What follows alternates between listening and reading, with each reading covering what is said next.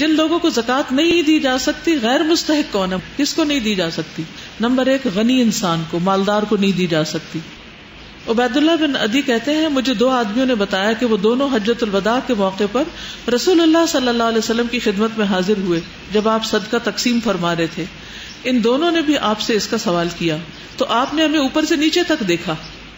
آپ نے دیکھا اور فرمایا کہ ہم دونوں طاقتور ہیں.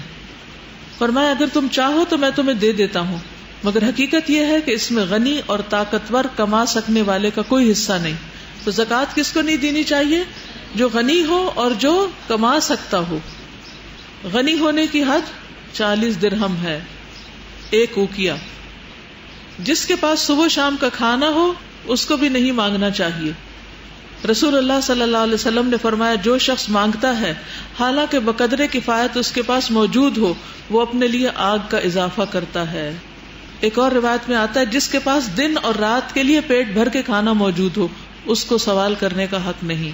ذریعہ معاش صرف نوکری نہیں ہوتی، انسان کوئی بھی کام کر سکتا ہے.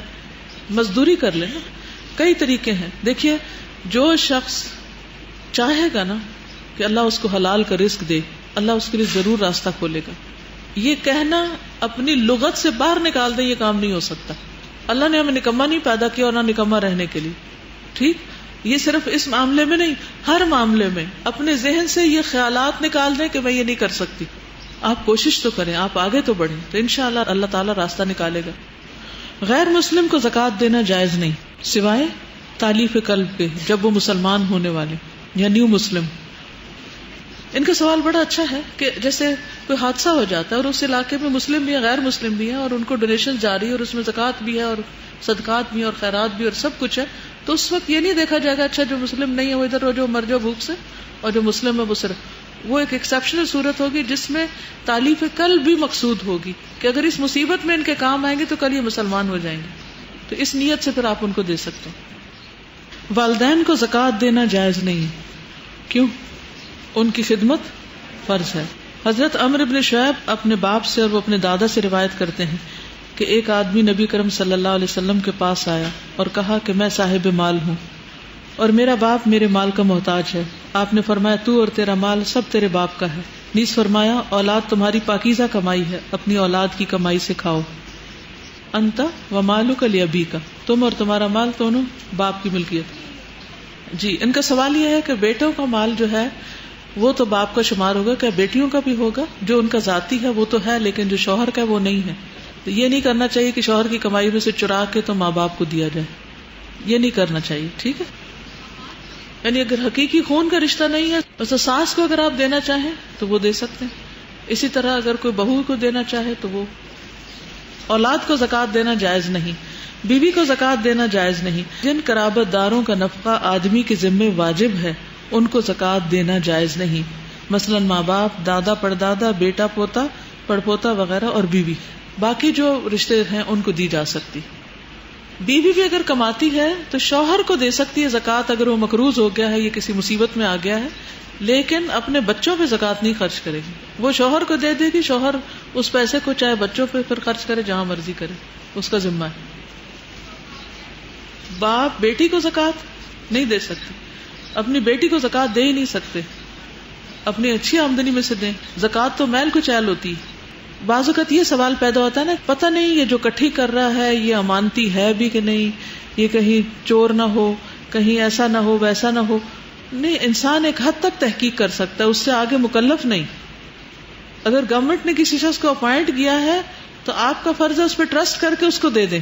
اگر وہ اس میں سے کچھ کمی بیشی کرتا ہے تو اس کا وہ ذمہ دار ہوگا، آپ نہیں ہوگے. آپ کی زکوٰۃ ادا ہو جائے گی. واضح؟ اپنے عزیز اور اقارب اور رشتہ داروں کو زکوٰۃ دینا افضل ہے. حضرت سلمان بن عامر کہتے ہیں کہ رسول اللہ صلی اللہ علیہ وسلم نے فرمایا مسکین کو زکوٰۃ دینا اکہرا ثواب ہے اور رشتہ دار کو زکوٰۃ دینا دوہرا ثواب ہے، ایک زکوٰۃ کا اور دوسرے صلہ رحمی، رشتہ جوڑنے کا. غلطی سے زکوٰۃ صدقہ غیر مستحق یا فاسق آدمی کو دے دیا جائے تب بھی اس کا پورا ثواب مل جاتا ہے. اسی طرح کوئی شخص اپنے آپ کو آ کے انتہائی محتاج بتاتا ہے، آپ اس کو زکوٰۃ دے دیتے ہیں، بعد میں پتہ چلتا ہے کہ نہیں وہ تو فراڈ کرنے والا شخص تھا.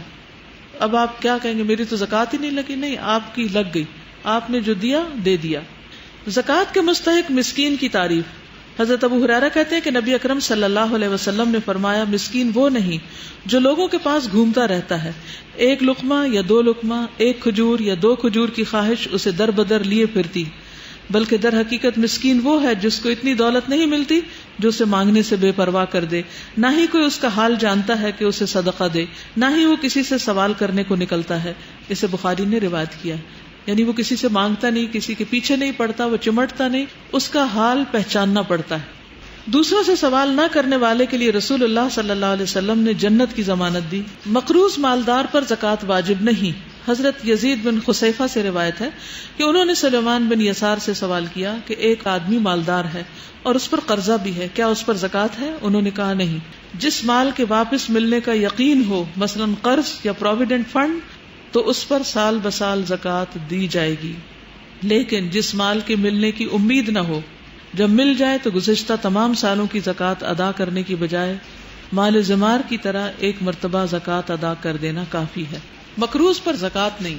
اس کی کئی قسمیں ہیں مقروض کی۔ ایک وہ ہے جس کے پاس گھر ہے، گاڑی بھی ہے، لیکن اس پہ کوئی تاوان آ گیا، اس نے کہیں سے قرضہ لیا، کار کا ایکسیڈنٹ ہو گیا یا کچھ ہو گیا، وہ مقروض ہے۔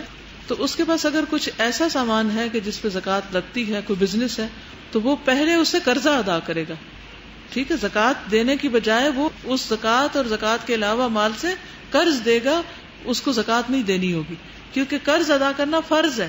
تو جب دو فرض برابر آ جائے تو دیکھا جائے گا کون سا دونوں میں سے مقدم ہے، پرائرٹی کس کی ہوگی۔ تو مقروض کو سب سے پہلے مال کما کر اپنا قرضہ اتارنا چاہیے، زکوٰۃ نہیں۔ ایک مقروض وہ ہوتے ہیں جو جان بوجھ کے مقروض بنے رہتے ہیں، گھر ہے، اس کے پاس سب کچھ ہے، ایک اور گھر قرضہ لے کے بنا رہا ہے،